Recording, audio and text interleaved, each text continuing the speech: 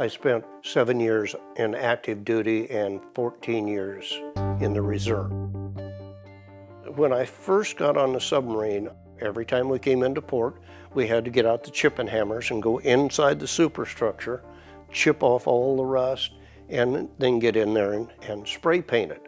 And of course, that spray painting inside of a confined space was very restrictive, and I'd get paint all over hands, face, you name it, not think anything about it. But we had, the daily thing was a lot of diesel fumes because I was on the old diesel boat. Of course, I was a smoker, so that, everybody was back then. So I ended up smoking for 37 years, quit through hypnotherapy, and I haven't smoked for 33 years. But I think that that's contributed to some of the conditions I have. Everything I've done in life contributes to that. The time on the submarines, the fact that I smoked so much, I abused my lungs, and what can I say? It's catching up to me today. After the third session in emergency, they told me I needed to see a pulmonologist. So Michael was referred to us with a diagnosis of COPD, chronic obstructive pulmonary disease. He had been hospitalized 3 times, and by the time he arrived to our program, he was very weak and had little endurance for the most basic of activities, walking his dog, climbing stairs, things that he had normally been able to do.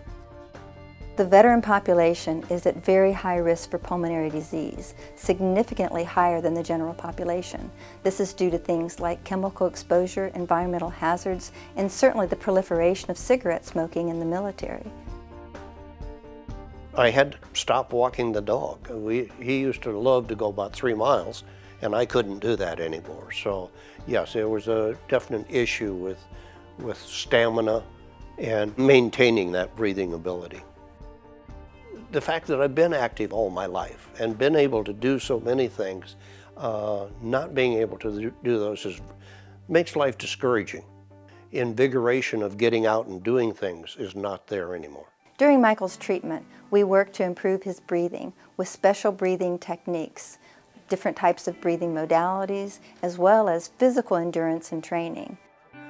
The Mesa ReHab faculty is phenomenal. They're very caring individuals. They really know their stuff. It's completely changed my life.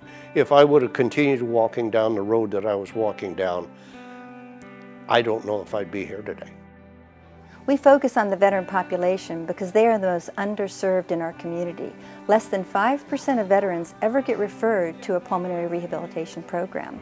They deserve our respect. Freedom is not free, and we want to show them access to health care that's really going to make a difference in their lives. Personally, 8 of my aunts and uncles served in the military. My father was in the Navy, and on discharge he was diagnosed with emphysema. Sadly, he died at age 72 without ever being referred to a pulmonary rehab program. I'm confident we could have extended his life for 10 years, and he would have had the opportunity to meet his own grandson if he had had such a program. So this mission is personal and professional to me, and I know that we can treat more veterans, we can spread the awareness, and save more lives. Healing can happen, I believe, for every issue if we allow the right people to come into our lives. And La Mesa ReHab was part of that, those people that helped me get to this stage.